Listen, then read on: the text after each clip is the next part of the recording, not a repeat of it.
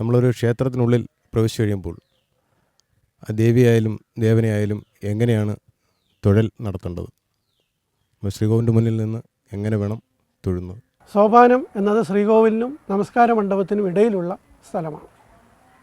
ഇവിടെ മനസ്സിൽ നാം ആരാധിക്കുന്ന, നമ്മൾ ഭാവനയിൽ നിർത്തിയിരിക്കുന്ന, ആ ഭാവനയിൽ വളരെ വ്യക്തമായൊരു ചിത്രമായിട്ട് തന്നെ നിലനിർത്തിയിരിക്കുന്ന കൊടിമര ചുവട്ടിൽ നിന്നുകൊണ്ട് നാം മനസ്സിൽ ചിന്തിച്ച് ഉറപ്പിച്ച ദേവവിഗ്രഹത്തെ നേരിട്ട് കാണുന്ന ഒരു സന്ദർഭമാണ്.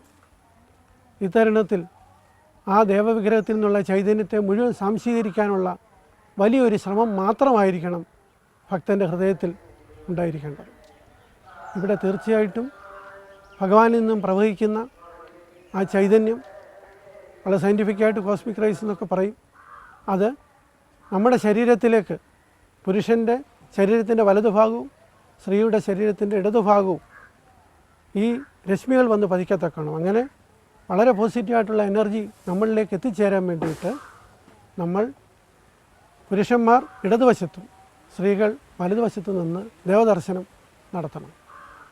എപ്പോഴെങ്കിലും സോപാനം കടന്ന് മുറിച്ച് പോകേണ്ട സന്ദർഭത്തിൽ നമസ്കാര മണ്ഡപം ചുറ്റി വേണം നാം പോകേണ്ടത്. അല്ലാതെ ഒരിക്കലും ഈ സോപാനം കട്ട് ചെയ്ത് പോകാൻ പാടില്ല. ശ്രീകോവിൽ മുറിച്ച് കടക്കരുത് എന്ന് പറയുമ്പോൾ അത് വെറുതെ പറയുന്നതല്ല. അതിൻ്റെ പുറകിൽ ഒരു ശാസ്ത്രീയതയും അതുപോലെ തന്നെ ഒരു സാമൂഹ്യ ബോധവും നിലനിൽക്കുന്നുണ്ട്. ഇതെന്താണെന്ന് നോക്കാം. ശാസ്ത്രീയത നേരത്തെ നമ്മൾ സൂചിപ്പിച്ചു. ശരീരത്തിൻ്റെ പകുതി ഭാഗം ഈ ഭഗവാൻ വിഗ്രഹത്തിൽ നിന്നും പ്രവഹിക്കുന്ന റേസ് താങ്ങാൻ കെൽപ്പുള്ളതായി നിന്നു. അപ്പോൾ ഒരു പാർഷ്യലായിട്ട് മാത്രം വാങ്ങി. ഇനി ഭഗവാന്റെ നേരെ മുന്നിലെത്തിയാൽ ഒരു പക്ഷേ വിഗ്രഹത്തിൽ നിന്ന് പ്രവഹിക്കുന്ന രശ്മികൾ നമ്മുടെ ശരീരത്തിന് താങ്ങാവുന്നതിലേറെ ആവാം. അതുകൊണ്ട് ഗുണത്തേക്കാൾ ചിലപ്പോൾ ദോഷം വന്നുകൂടായികയില്ല.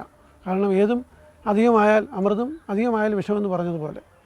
അതുപോലെ തന്നെ ഒരു സാമൂഹ്യപരമായ കാര്യം ചിന്തിച്ചാൽ നമ്മുടെ തൊട്ട് പുറകിൽ നിൽക്കുന്ന ദേവ ദർശനത്തിന് വേണ്ടി കാത്തു നിൽക്കുന്ന ഭക്തജനങ്ങൾക്ക് മുന്നിൽ ഒരു തടസ്സമായി വർത്തിച്ചാൽ മഹാഭാവങ്ങളിൽ ഒന്നായിട്ട് അതിനെ ചിത്രീകരിച്ചിട്ടുണ്ട്.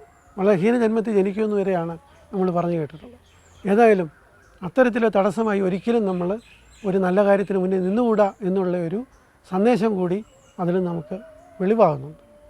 ഇങ്ങനെ ദേവനെ പൂജിച്ച് ദേവവിഗ്രഹത്തിനെ നേരെ മുന്നിൽ കണ്ട് അന്തര്യാമിയായി എൻ്റെ ഉള്ളിലിരിക്കുന്ന ഈശ്വരൻ തന്നെയാണ് ഈ വിഗ്രഹത്തിലും വസിക്കുന്നത് എന്ന് തിരിച്ചറിഞ്ഞ് അഹം ബ്രഹ്മാസ്മി എന്ന മഹത്തായ സന്ദേശം ഉൾക്കൊണ്ട് തൻ്റെ ഹൃദയത്തിലേക്ക്, തൻ്റെ മനസ്സിലേക്ക് ഭഗവത് ചൈതന്യത്തെ സംശീകരിച്ച് കണ്ണുകൾ അടച്ചു നിൽക്കുന്ന ഭക്തന് തീർത്ഥം ലഭിക്കുക എന്നുള്ളതാണ് അടുത്ത ഭഗവാന്റെ വരദാനമായി പിന്നെ കാണാൻ പോകുന്ന ഒരു ചടങ്ങ്.